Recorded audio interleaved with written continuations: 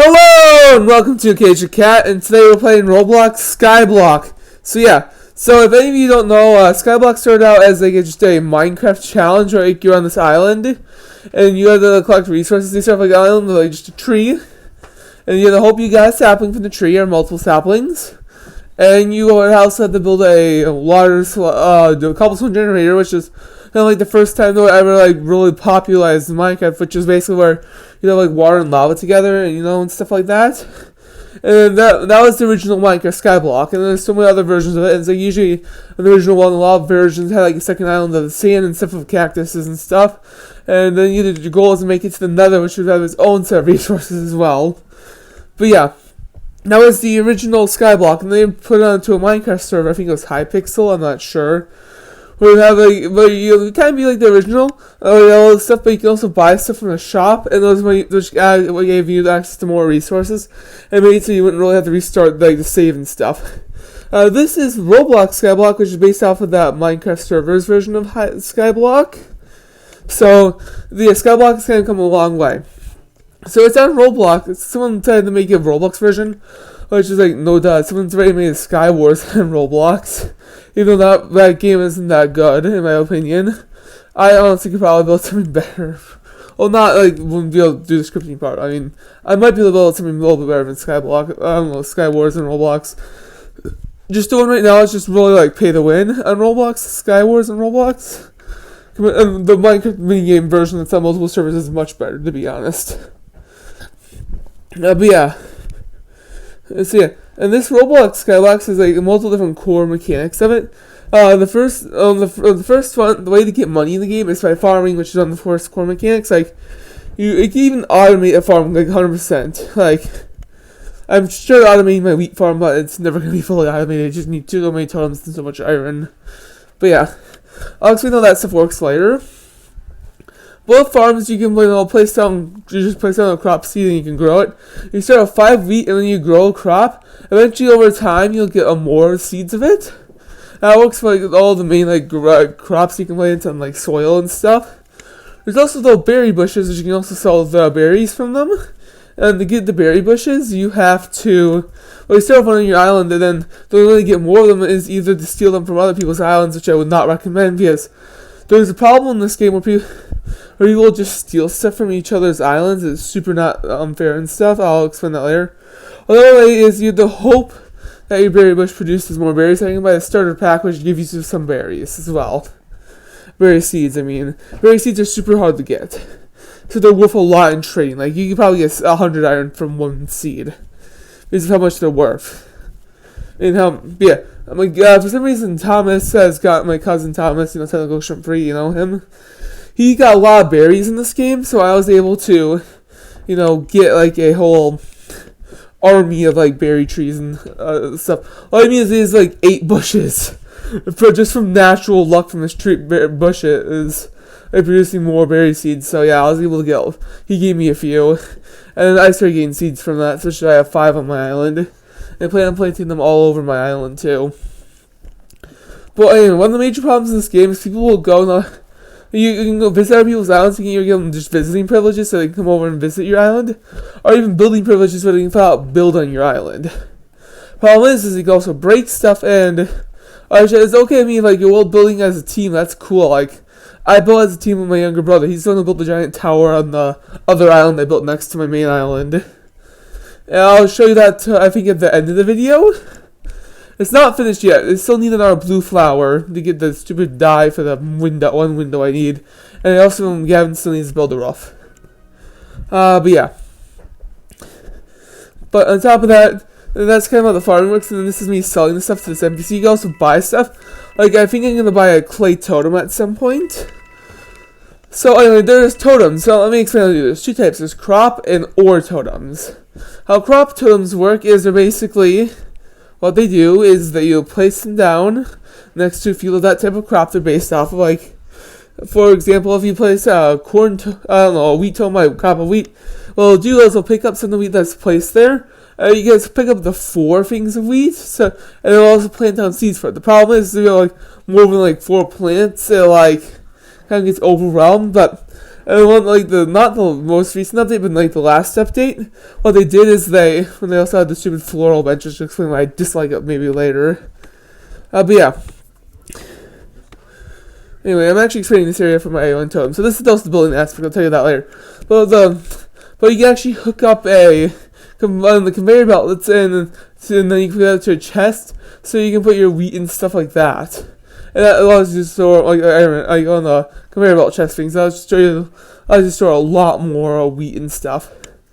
But yeah. Anyway, this is the building aspect of the game. So you can place down blocks and build stuff. Like, look at wooden planks. You actually can get them from trees. So you do sort of.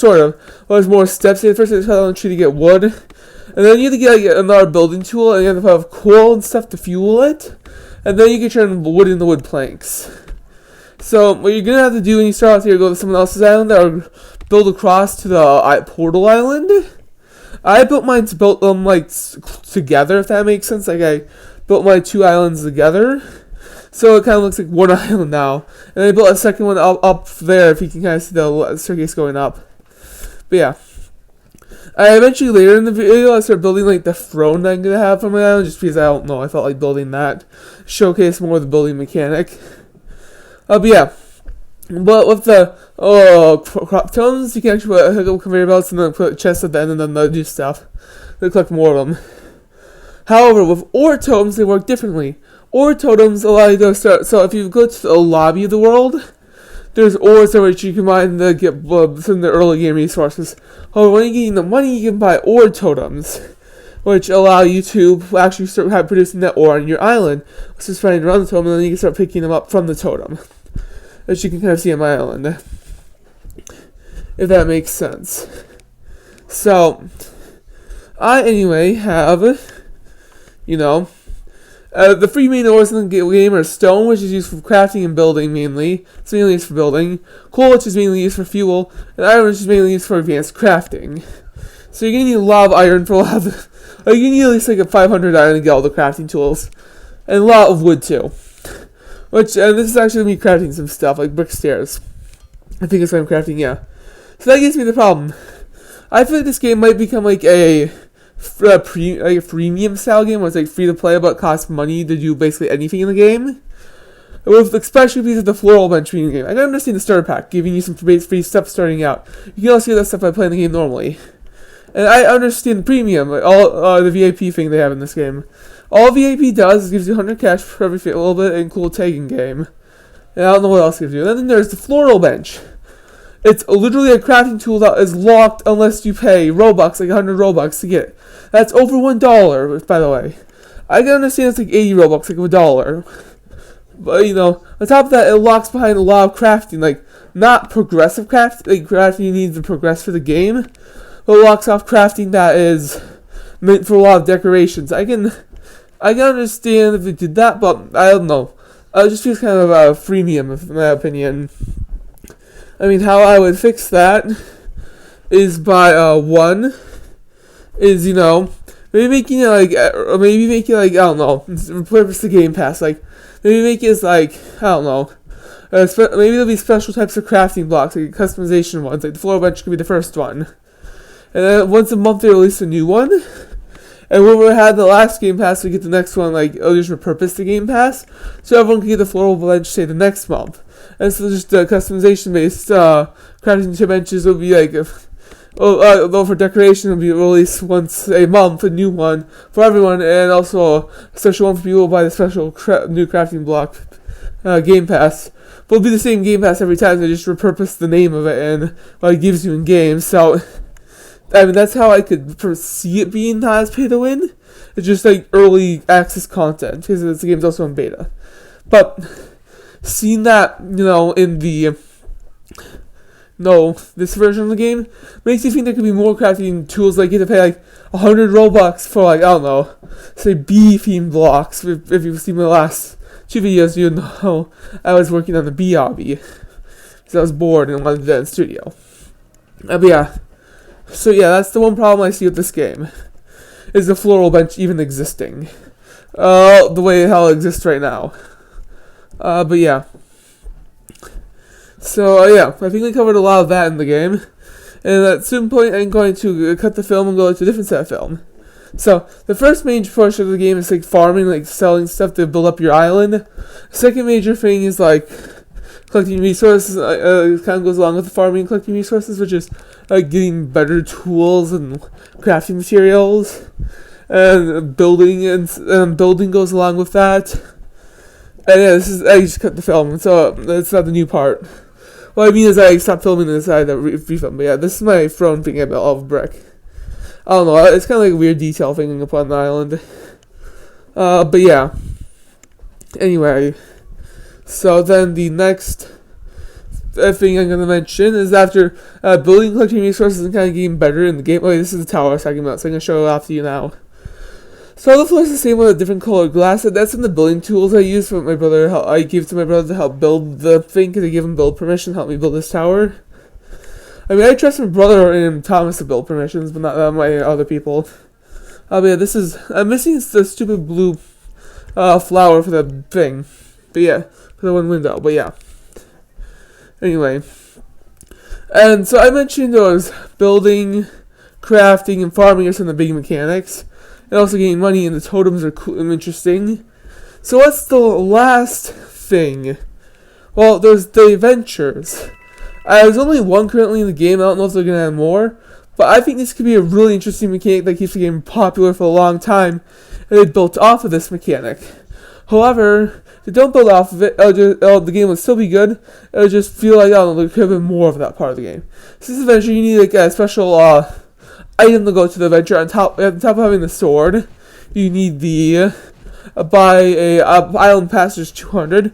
You need to go to these islands to start automating your stuff, like to get the automatic cooker thing, the automatic wood cutter, which I have one set up on my island, and which is how I get most of my wood planks, and then the automatic smelter, which is the one I really want, because I can kind of hook it up to maybe some ore things, and get kind of like an infinite thing of clay and iron, and then also have coal to fuel it too.